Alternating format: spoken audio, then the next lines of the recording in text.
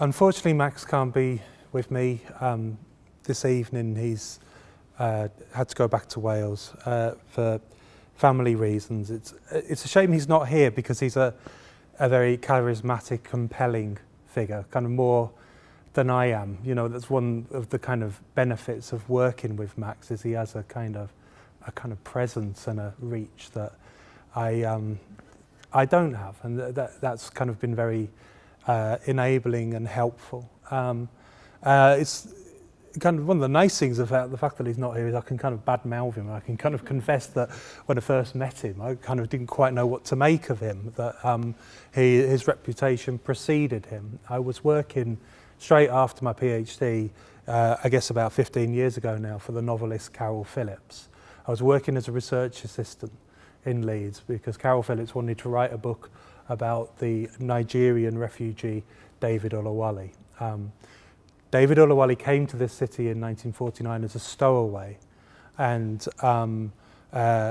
spent 20 years here between the streets, mental hospitals, Armley Jail, and by the 1960s a full-blown campaign of harassment was being waged against Oluwale by two police officers in particular, Inspectors Kitching and Elliker, and he eventually ended up in the River Aire and drowned in 1969. So it's a terrible chapter in the history of this city, and one which is very much remembered by those like Max Farrar, like Carol Phillips, who were here in Leeds at that time. So when I was doing this research, everyone was saying to me, you must talk to Max, the guy you need to talk to, he knows everyone. And I'm not sure he was at that time actually the founder of the David Oluwale Memorial Association, but he certainly founded that very shortly after we first met. And so his reputation preceded him, and he kind of kept us waiting, and he was kind of not quite sure like what you know, this kind of new relationship was. But he's become a very close friend, and we've been working very closely in the last 10 years in particular, and that has a lot to do with the Ignite money that we got for Oluwale Now. So the expressions of thanks that we've heard today, I'd like to echo those, the thanks to the Cultural Institute for that money, and indeed to the School of English for their support as well. I think the other thing I want to mention about Max Farrar is that he has had a kind of academic life too, and it will be the first to say that his big book, A History of Chapeltown, has kind of been a bit of a, it sort of disappeared without trace. That would be how he would describe it, that it's incredibly expensive and it isn't cited in the way he had hoped. But one of the things that book offers is a history of Leeds which emphasises the role migration and immigration has played in the development, the growth of the city ever since its very first beginnings, and particularly in the 19th and 20th century. And there are points there that Max makes in that book and that he makes in his public actions about inside and outside, about who belongs to the city, who is outside the city, and about the new arrival to the city, the new arrival to Leeds, actually being a central figure in the development of this city, that I find really, really powerful and enabling, and it kind of speaks to the power of the story of David Oluwale, I think. The idea that he was here for 20 years, but recognised by the police officers, seen as an outsider throughout that time, with no hope of being kind of accepted, at least in that form of perception. And I think Oluwale's story became, it felt 3 or 4 years ago all the more important to publicise the story because of events in America. And the event that we organised, thanks to the Ignite funding, I think kind of takes us back to that kind of perhaps slightly forgotten moment immediately before Trump, when we kind of still had a little bit of hope maybe with America, where Obama I don't know if you remember, was getting increasingly exasperated by the persistence of cases of police brutality, of gun crime, and was kind of issued a series of public statements where he was kind of almost beginning to implore the nation to do something about the deaths in custody that were happening to African Americans throughout the States. And it was at that time also that there were a number of high-profile cases, such as that of Sarah Reed, who also were kind of revealing a similar problem about police brutality and deaths in custody affecting Afro-Caribbean people in this country as well. One of the points Max will always make about the story of Oluwale is that those inspectors who I mentioned were actually sent to jail.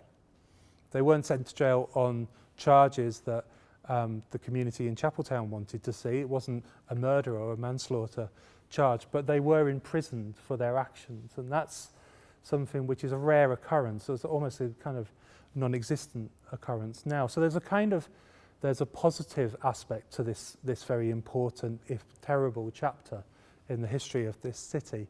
And I think we really wanted to put on a big event to get that story out there, to sort of feel, to kind of circulate it to the local public and also to students here. And what the Ignite money enabled us to do was to try to put together something which kind of could draw quite big names and attract quite a big crowd in order to start a conversation about ongoing current debates around Black Lives Matter and think about them in the context of this local history of Oluwale's life. There was also a cultural aspect to this, in that one of the things that Max is very keen to do, and which he's been battling to do for the last 6 or 7 years, is establish a David Oluwale Memorial Garden in the centre of the city. And I am keen to sort of do what I can to support this cause. But it's a difficult campaign because the sites that he is choosing are kind of often kind of contentious. HS2 has got in the way, and lots of kind of problems have surfaced. So one thing I kind of wanted to do early in the day was arrange a kind of a more academic moment to talk about the meaning of a garden and to think about gardening and home, gardening and place, as a kind of quiet and reflective moment to begin the day of events.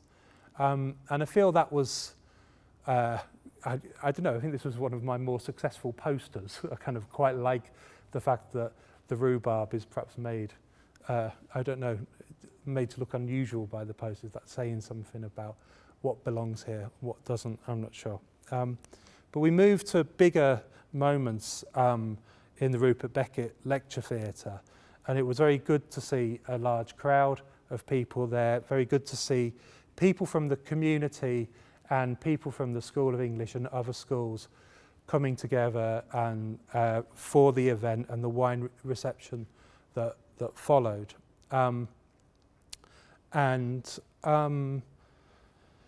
I think it led to a number of kind of positive benefits in that immediate aftermath, and it's also continuing to lead to new work, which I'll kind of talk about in a moment.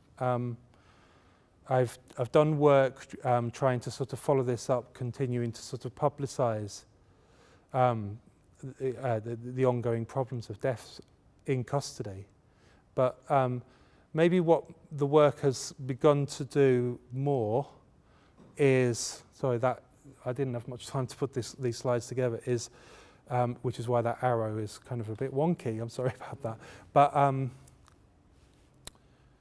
there's a lot of debate in the media about the marginal status of Black or Caribbean literature in the curricula that are offered by leading English departments.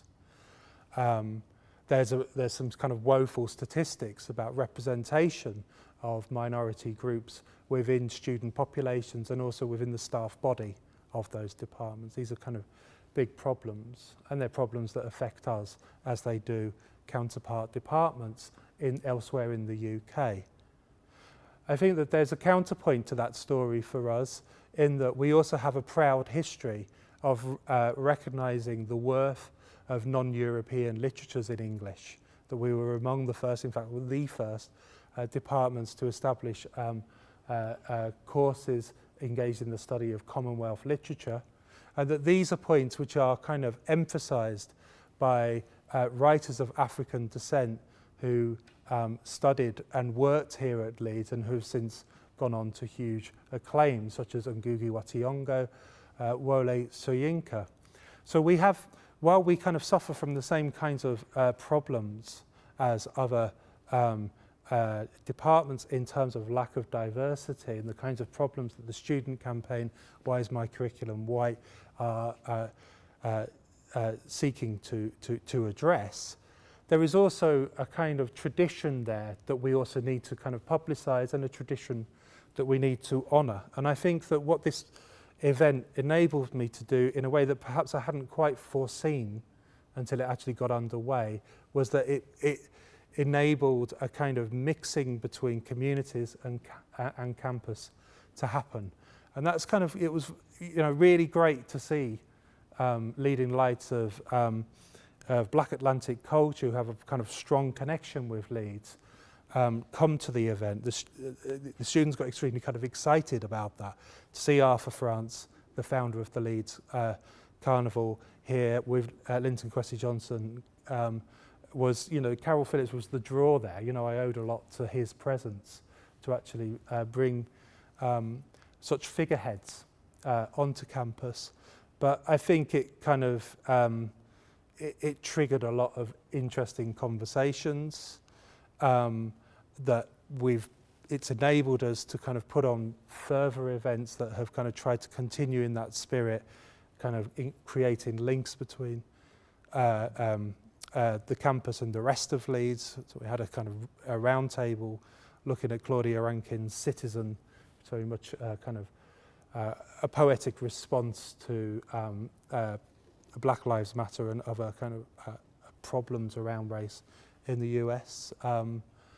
And more recently, we've done a little bit of work with Leeds Library, welcomed a couple of poets to give a reading there just a few weeks ago, Glyn Maxwell and Imtiaz Darker, which was another kind of great moment for actually kind of engaging with a kind of wider community, getting off campus, and it seems that Leeds Library are kind of very keen to kind of develop further initiatives with us. But what I wanted to sort of emphasise today was I've never quite felt kind of in control of this project. You know, it's something which has had a kind of momentum and has been exciting, but I've never quite known where it's taking me. And I think one of the unforeseen benefits that I'm actually finding right now to be very profound, that I think I can trace back to Oluwale Now, is the effect that it's having on students, my students at Leeds, and their kind of direction, their enthusiasms and their increased interest in Black Atlantic literature. So they really, really loved this event. They really got very, very excited about it. We got terrific feedback from the English Society. A terrific number of them turned out to see it, and that was great. And I think it's resulting in just a sort of visible sign of it for my final year project students. I've got 12 students now who are working on African American literature. Those numbers weren't anything like that before Oluwale Now. So it has kind of sparked a kind of expansion of interest among the students in the fields I'm interested in. So what's happening now, I think very much thanks to the investment from the Cultural Institute, I got some money to lead a research network grant in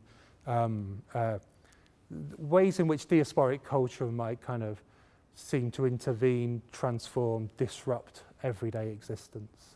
And a series of seminars that's allowed me to kind of invite people from the United States and elsewhere to come and speak and to network. So in a way, that's, you know, one of those examples of a kind of unforeseen benefit, in that it's not kind of quite as impactful as a kind of research initiative, even though it has undoubtedly grown out of Oluwale Now. And then the next plan is to kind of build on that, try and capitalise on the momentum, and put together a project which really, and I can say this because he's not here, is really to sort of take the ideas from Max's lost book and think about them in the new context of 2017, 2018, to think this is just a working title about how we might theorise Leeds as a city of diasporas, as a city that defined by migration and immigration of various kinds.